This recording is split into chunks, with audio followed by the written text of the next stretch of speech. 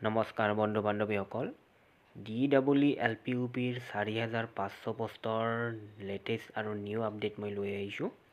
অলপ আগতে ৱেবছাইটত এখন DEE ফালৰ পৰা এখন নটিফিকেশ্যন আহিছে, যিহেতু অহাকালিৰ পৰা 15 ফেব্ৰুৱাৰীৰ পৰা 4500 পোষ্টৰ LPUPৰ এপ্লাই ষ্টাৰ্ট আছিলে। 31 মাৰ্চলৈকে এপ্লাইৰ শেষ সময়সীমা দিছিলে, কিন্তু এটা লেটেষ্ট আপডেট আহিছে। মই যোৱাকালি এটা ভিডিঅ'ত কৈছিলোঁ যে আজি এটা আপোনালোকৰ আপডেট আহিব বা যি ভেকেঞ্চিৰ এখন লিষ্ট আহিব বুলি মই আবেলি কৈছিলোঁ, কিন্তু সেই লিষ্টখন নাহিলে কাৰণ কিছু প্ৰব্লেম হৈ আছে বা কিছুমান জিলাত সঠিক যিটো মানে ভেকেঞ্চি সেইটো হয়তো কিছু মানে তথ্য তেওঁলোকে হয়তো ওলাব পৰা নাই, সেইকাৰণে কিছু সময় লৈছে। আৰু লেটেষ্ট আপডেটটো হ'ব আপোনালোকক কৈ দিছোঁ।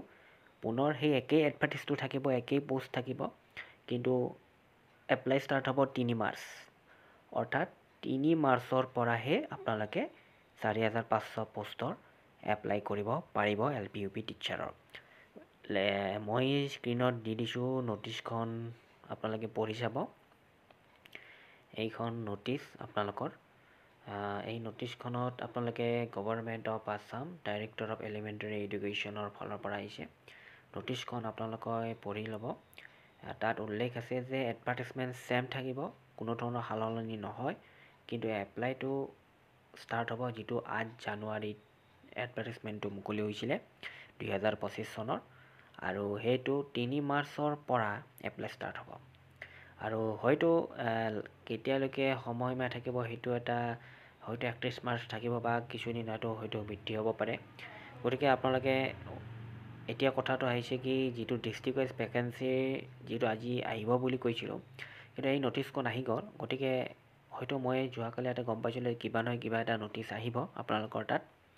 গতিকে ডিষ্ট্ৰিক্ট ৱাইজ ভেকেঞ্চিৰ কিছু তথ্য হয়তো তেওঁলোকৰ সঠিক তথ্য বা ক'ত কিমান পদ খালী হৈছে সেইটো এটা হয়তো তেওঁলোকে লিষ্টখন ভালকৈ বনাব পৰা নাই, হয়তো কিছু সময় লৈছে। এই যি পুনৰ যি 13-14 দিন আছে ফেব্ৰুৱাৰী মাহৰ শেষলৈকে, সেইটোৰ ভিতৰতে তেওঁলোকে লিষ্টখন ৰেডি কৰি আপোনালোকৰ হয়তো 3 মাৰ্চৰ আগে অৰ্থাৎ 1 বা 2 মাৰ্চত আপোনালোকৰ ডিষ্ট্ৰিক্ট ৱাইজ ভেকেঞ্চি লিষ্টখন প্ৰকাশ পাব। গতিকে মোৰ চেনেলৰ জৰিয়তে আপোনালোকে এই লিষ্টখন প্ৰকাশ দিয়াৰ লগে লগে, নটিফিকেশ্যন দিয়াৰ লগে লগে আপোনালোকে মোৰ চেনেলৰ জৰিয়তে সকলোখিনি তথ্য গম পাব। আৰু চেনেলটো ছাবস্ক্ৰাইব কৰি থ'ব যিসকলে ছাবস্ক্ৰাইব কৰা নাই, কাৰণ যিসকলে ছাবস্ক্ৰাইব নকৰে এই চেনেলৰ কোনো ধৰণৰ খবৰ আপোনালোকে সঠিক সময়ত নাপাব।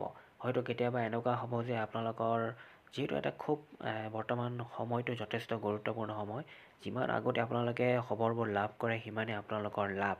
গতিকে চেনেলটো ছাবস্ক্ৰাইব কৰি বেল আইকনটো প্ৰেছ কৰি দিব। এইখন এখন DEE ফালৰ পৰা এখন নটিছ আহিছে 14 ফেব্ৰুৱাৰী 2025, অৰ্থাৎ আজি। গতিকে আপোনালোকক মই লগে লগে নটিছখন পোৱাৰ লগে লগে ভিডিঅ'টো প্ৰস্তুত কৰি ৰাতি হ'লেও আপোনালোকক খবৰবোৰ দিবলৈ মই যত্ন কৰিছোঁ। গতিকে আপোনালোকে মোৰ চেনেলটো চাই থাকিব।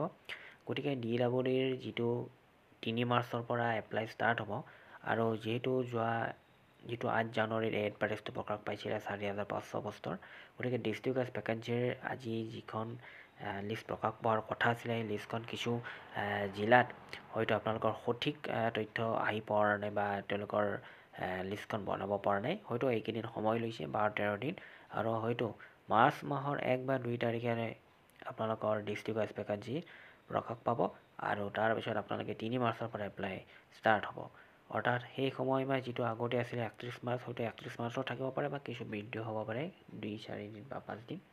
এতিয়া কথাটো হৈছে কি 5500 পোষ্টৰ কেতিয়া মেৰিট লিষ্ট প্ৰকাশ পাব?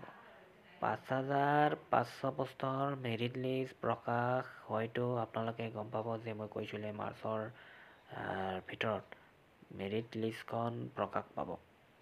গতিকে মেৰিট লিষ্টখন আপোনালোকে এই চেনেলৰ জৰিয়তে সকলো ধৰণৰ গম পাব। 5500 পোষ্টৰো 4500 পোষ্টৰ লগতে 5500 পোষ্টৰো খবৰবোৰ মেৰিট লিষ্টে হওক বা তেওঁলোকৰ যি ভেৰিফিকেশ্যনৰ ক্ষেত্ৰতে হওক সকলো খবৰ হ'ব। এতিয়া 5500 পোষ্টৰ ভেৰিফিকেশ্যন কেতিয়া হ'ব?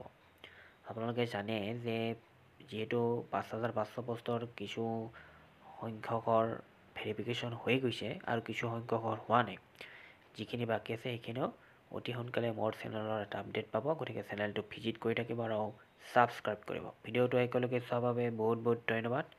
নমস্কাৰ।